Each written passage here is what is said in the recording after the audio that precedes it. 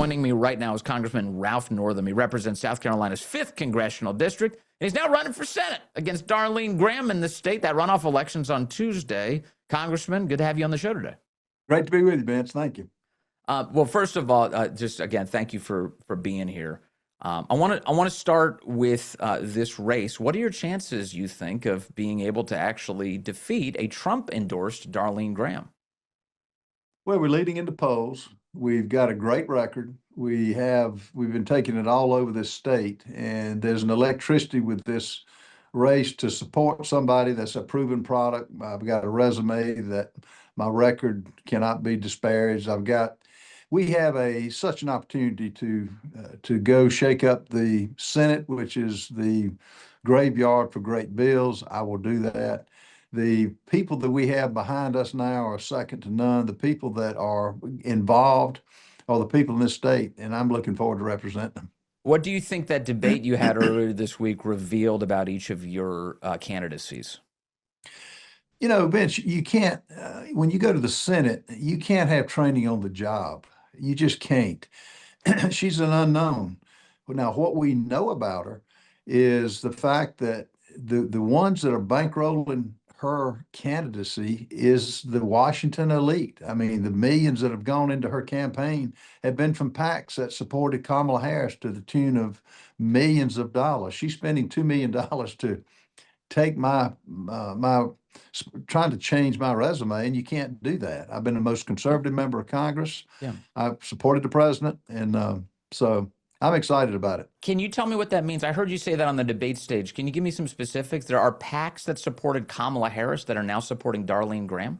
Absolutely. There's a solar PAC that is, and I can get you the list of them, that is a raise. He's supported by a billionaire cryptocurrency guy, Ken, I'll have his name, but two of them have dialed in against me.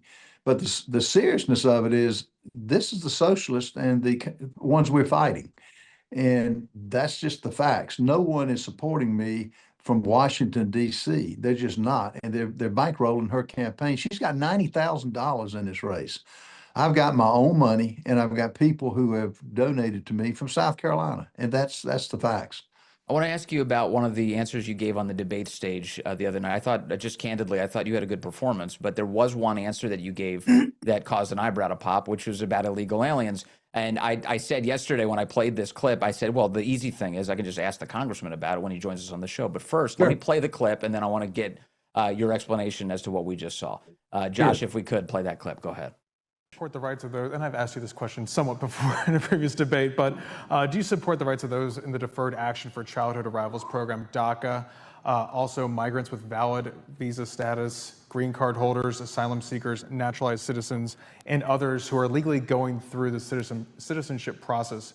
Do you believe in a pathway to citizenship for those folks? Here's what I believe in: legal immigration, not illegal immigration.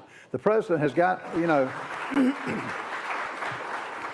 we have to have a pathway, but you have to get the illegals out of the country now. You're either legal or you're not, and you get them out of the country. And then you have an expedited area for those workers who have been here and have not caused trouble and provide work and for different companies. You have a organized way to do it. So, Congressman, what does that mean that you want a pathway and you want an expedited arrangement for illegals who've been here? No, here's what, I mean, my premise is the illegals have to be out of the country if you're either here legally or illegally. Now, there are those who have done work that other Americans won't do. Now, that being said, visas, and we do it all, help people get visas, all the work visas.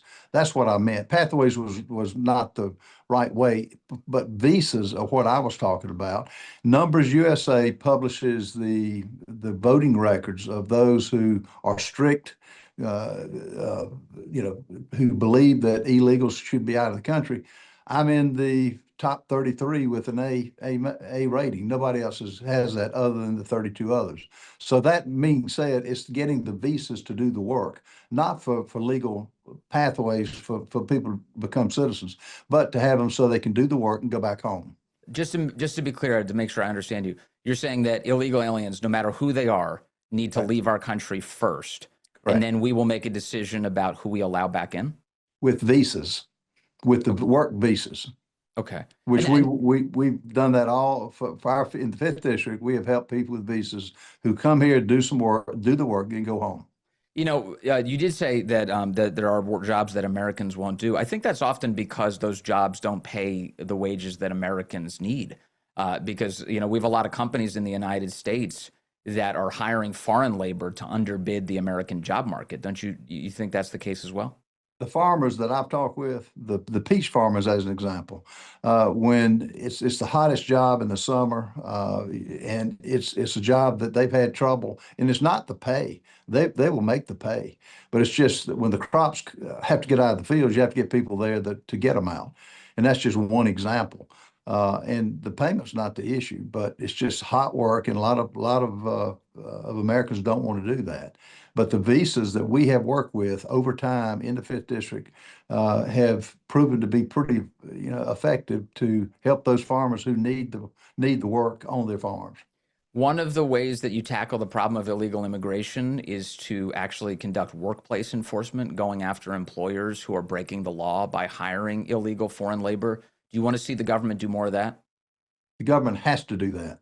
The government, if you're illegal, you leave the country, pure and simple. If they're here illegally, that means what it says. So yes, the government has to. And what the president has done recently with ICE is he got the criminals out. He's not ripping children from schools or from churches. He's getting the illegals, the criminals. That's his first focus. He'll continue to do that. He's gotten a lot of media uh, criticism on that, but no. Again, overall, if you're in this country illegally, you go home. One of the big jobs in the Senate, as far as I think the typical conservative across the country wants to see, is to get the Save America Act passed. Congressman, right now the United States Senate's on vacation. They went into recess rather than pass the Save America Act. What strategies, if you were a United States Senator, would you employ to get the Save America Act across the finish line? First thing I would do is go to Senator Thune and ask Senator Thune, what can we do to whatever means, whether it's nuking the filibuster, whether it's invoking a walking filibuster, whether it's getting with the parliamentarian and changing the rules, what can we do to pass something that ensures our election safety and that is voted on by those citizens who are citizens of this country? If he says we just don't have the votes, and by the way, we've got a 53-47 majority. We've got the vote. We've got the majority of Republicans. So what I would say is, if can we make that happen? If it's still the same refrain, we just don't have the votes, then my comment would be, I will do what it takes to get you replaced. Rick Scott is top priority with him, who has endorsed me. Mike Lee has endorsed me. They've been laser focused on this. To be out for a hiatus for any amount of time now is not the right course of action for a body that's dysfunctional. They stop every piece of good legislation that we passed over from the House, including the SAVE Act, which we passed. We voted on that 3 times. So if John Thune can't pass election integrity, he needs to be replaced. I will work to find that person who will get the SAVE Act passed, whoever that is. Yeah. Okay. That's a big deal. Finally, tell me about your relationship with President Trump. Obviously, he's endorsed your opponent in this race. He was very fond of her brother, Lindsey Graham. They appointed her to this role for the few weeks that she's holding it here. What is your relationship like with the president? What is your message to the president's supporters going into Tuesday? Look, I asked for the president's endorsement when I knew I was going to be in the runoff. He decided not to do that. Look, my record speaks for itself. I support him. This man has saved this country in so many ways. Had Kamala Harris been in charge, this country would have taken a downward spiral that I don't know that we could have recovered. Now, what I don't understand is Lindsey Graham, unfortunately, is not here. And you can't pass on an office through the bloodlines.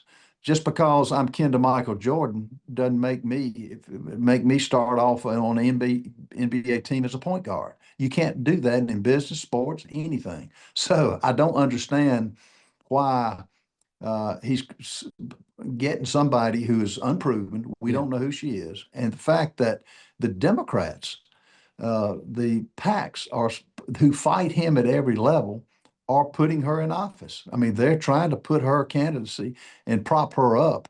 And you saw it on the debate stage. She just isn't ready. I mean, she's been through a lot, and I empathize, but she's not ready. And she's supported by the group that I'm fighting. And I don't want their support of the lobbyists and the Washington elite. Will not take the support. The donations that are coming to me are strictly from South Carolina and my own bank account, and that's the way it'll stay. And you know, just on the issue of Lindsey Graham, how would you distinguish yourself from his time in office? I mean, obviously he was well liked, I think, by a lot of people in Washington who dealt with him personally, but his politics weren't well liked across the country. Congressman, how would you distinguish yourself as a senator from Lindsey Graham's tenure? What Lindsey did well was he had a personality second to none. He could talk with anybody. He could disagree with you and not be disagreeable. What he did with Kavanaugh is his legacy. He spoke up at the right time. Now, I disagree. Where we're different is on our fiscal policy. I'm on the budget committee. I'm a budget hawk. The cancer in America is overspending. And if you're broke, can you have a strong military? No, that's front and center stage with me. I will focus on that. And if it means cutting programs that are not essential, we've got to get the financial health of this country back in line. And that no one's talking about that. And I will back it up with my votes. Yeah, we're $40 trillion in debt as of yesterday, so it might be time to fix that problem. Congressman, thank you very much. I should point out that we have extended an invite to Senator Graham to join us as well. Congressman Norman has taken us up. We appreciate you, sir, for doing that. Thank you. My privilege. Thank you. Appreciate it, Vance. There he is, Congressman Ralph Norman, who is running right now in South Carolina, going after this job to become the next United States Senator there. Well, again, we've got that invite out to Darlene Graham. I hope she takes us up on it because I'd love to have her stop by as well. We have no equal time obligation or anything. I've given her the chance. I'm just letting her do it. I'd love her to come by. I'll ask her questions as well.